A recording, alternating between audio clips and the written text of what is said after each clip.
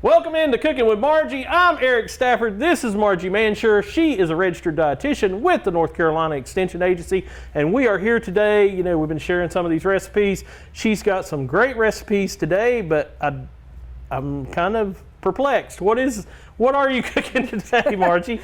Well, you know, it really does feel like fall out there. It's all over. We don't want spring again, right? No, not again. Not for 2020. Yeah. So, and with fall comes the winter squashes. They just start coming in. So this is a winter squash. It's called a Delicata.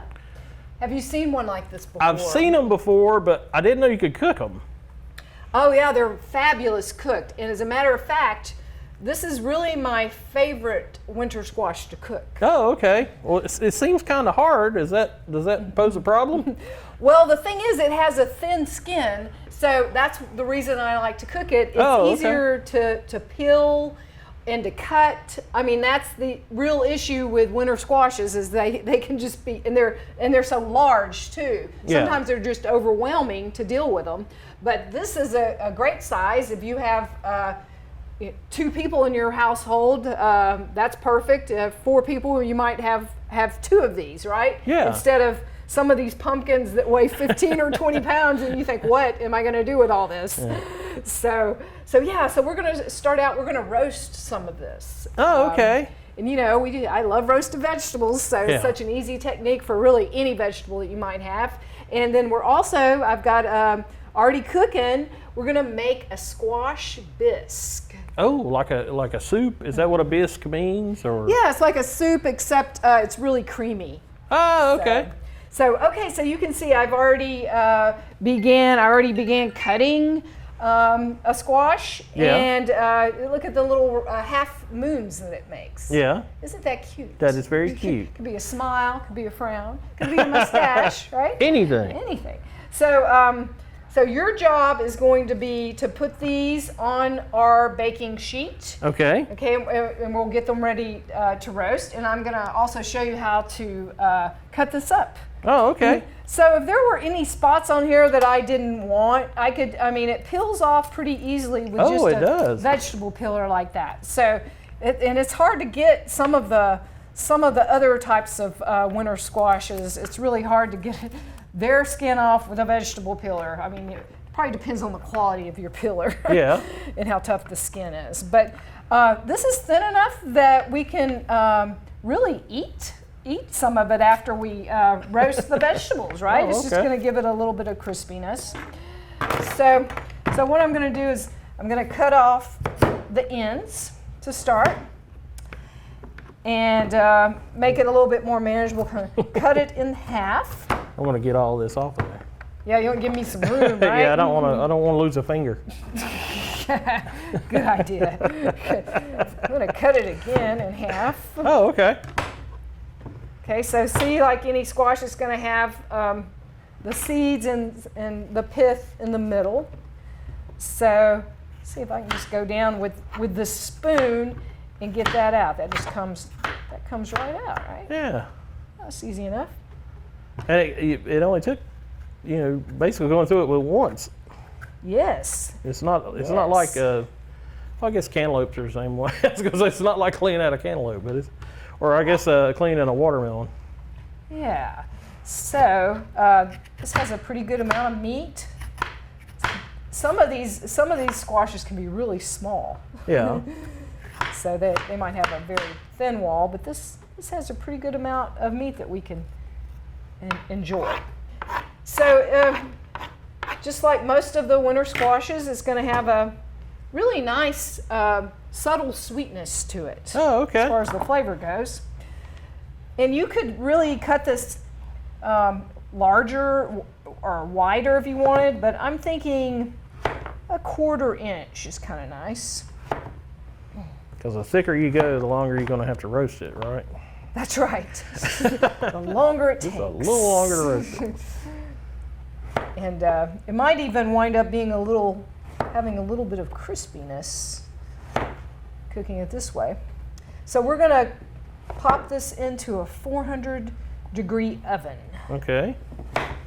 So I'll let you start spreading those on there.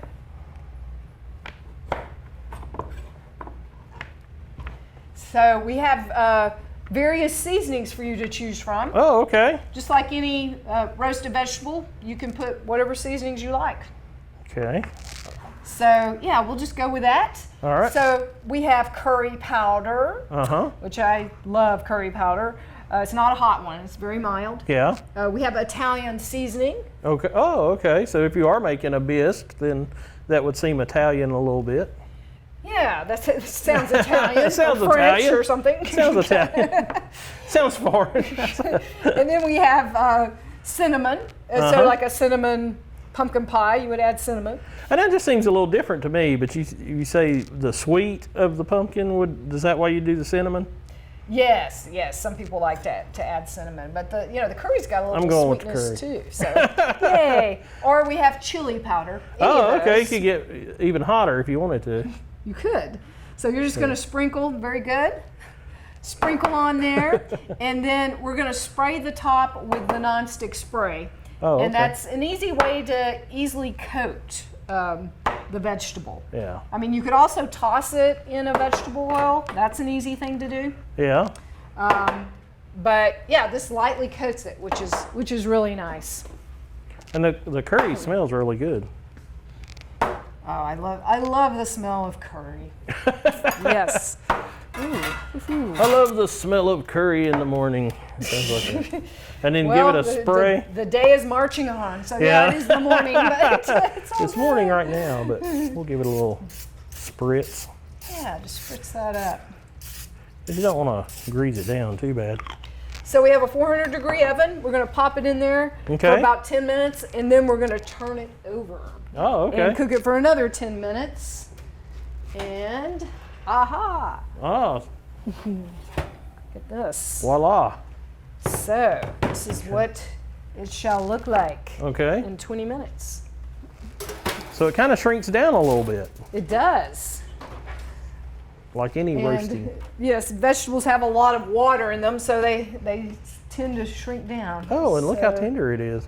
Very tender, just slightly browned. Now, if we wanted to cook it some more, we could. We'll just have to taste that and see what we think. Okay. But I'm certain that it's cooked all the way through. Oh yeah. But it looks some people like like it. Some people might like it a little bit browner. No, I think that's done. Think it's good. Yeah. So we can just eat those with our fingers, right? Oh yeah. Yeah. So that makes a nice little snack. Good morning snack. Yes. Good morning snack. So, a little All curry right, and pumpkin. so I look forward to trying that. Yeah. But first, we want to put our soup together. Oh, okay. So I went ahead and to get this going, Ooh. I roasted the squash for the soup. So what I did was I went ahead and peeled the squash and then just cut it in half like I just showed you, Yeah. and then just put those big pieces on a roasting pan. Again, coated the pan, cooked it for 10 minutes, turned it over, and cooked it for 10 more minutes. That's really, really simple. Okay. Okay, so what I've added to that is I had 4 cups of vegetable stock. Oh, okay. So I added 4 cups. You can buy your own vegetable stock at the grocery store. Yeah. They come in those big, Yeah. those big cartons. The big, it's kind of like a milk carton, but not. Exactly. Yeah. Yeah. They put a lot of stock. If you want a big container, that's a way to get it. But I went ahead and made mine because what I do is I put my vegetable peelings, such as carrot peels or onion, any leftover onion pieces, I make sure they're clean. Yeah. Also celery, if you always have that limp celery in your fridge you don't know what to do with.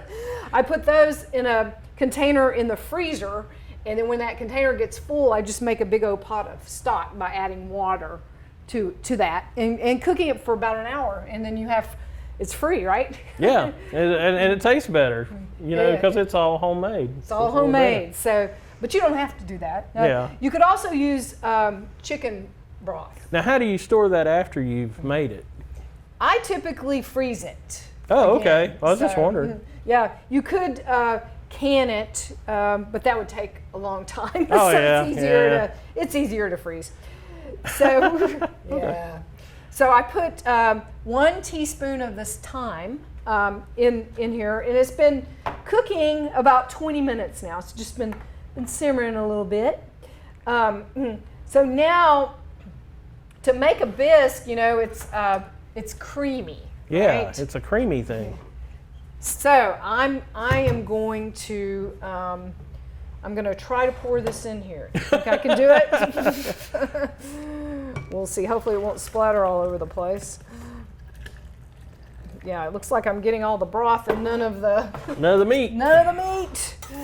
So this might take more than one batch. I think it will. Okay. So we're going to blend that up to make our creamy bisque. And that looks very tender already. Between the roasting and kind of simmering for a little bit, it's ready to go. Pretty tender and flavorful. Actually, I think So you put some of the basil, but you also put a little pepper in there. I think. Yes, that's all yes, you did. that's right. I put some pepper in there. That's a pretty full one. Do you think that'll blend? I hope so. I'm hoping the suction will pull it down to the blades. And it won't overflow, right? Yeah. Or we might do chunky style, and that'll be our signature. A little chunk never hurt. Little chunky style. Okay, the other thing that I have blended is I blended a cup of cashews with a cup of my vegetable stock, and I made cashew cream. Oh, okay. So that's what that is. Isn't that nice? Oh, okay. And that's going in the bisque? It's going in the bisque. So that's going what in makes the it bisque. special. Oh, okay. Yes, that's going to make it much more filling and satisfying Oh, okay. than just, you want more than just squash, Yeah, right? add a little protein to the mix too. Exactly. All right. So Now, the lid is the most important part of the blender, folks.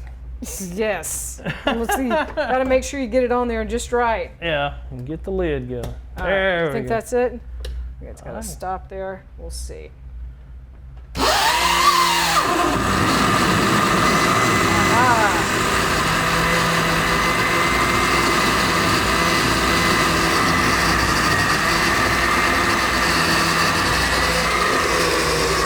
It's blending up nicely.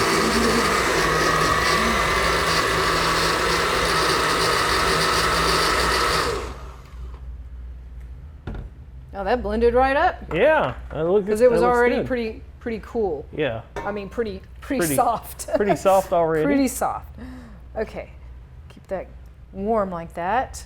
Oh, that looks good. Yeah. Okay, so I'm going to put in my cashew cream. I'm just going to save a little bit to drizzle on top of the bowl. Oh, that would be cool looking. Yeah, it'll make it look prettier. Fancy. Fancy. That's Got what we're to fancy after, it up. right? So I think that's going to improve the color even more. Yeah. Get that simmering. So this is going to make, let's see, I used 2 large Delicata squashes in this, or about 3 pounds Oh, of okay. squash. And so this is going to make 4 large bowls, or like six smaller bowls. So Yeah. Yeah, it's for looking your- good. good for your family. Okay, so I'm going to show you the presentation with the cashew cream. Okay.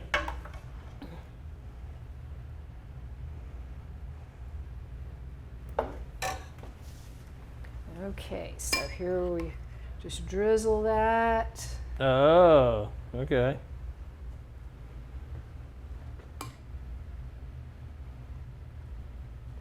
And there we have it.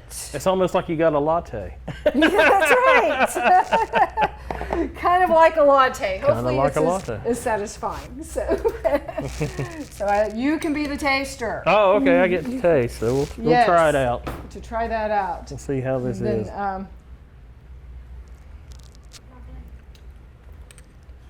That's pretty good. I like that. You can't really taste the nut part of it. You think the almonds would kind of, or cashews would kind of come through, but no, it's pretty good. Does it have enough salt? Oh yeah, yeah, I think so. I mean, you can put more salt in it, but I think it's yeah, perfectly that's the fine. thing. You have to salt to taste, and if you wanted more black pepper, you could put that in. Oh yeah, yeah, but it's very smooth. It's very good. So you know, a great recipe there, Margie. I appreciate that. Well, I'm glad you like it, Eric. Yeah, good stuff. Now you know what to do. If you see that squash at the roadside stand, you'll know what to do with it. I see them all the time, but I never knew what to do with it. So now we've got 2 great recipes that you can use those squashes for. So thank you so much. Well, thanks for joining me. All right. Thanks for having us. We'll see you later. Thanks for joining us.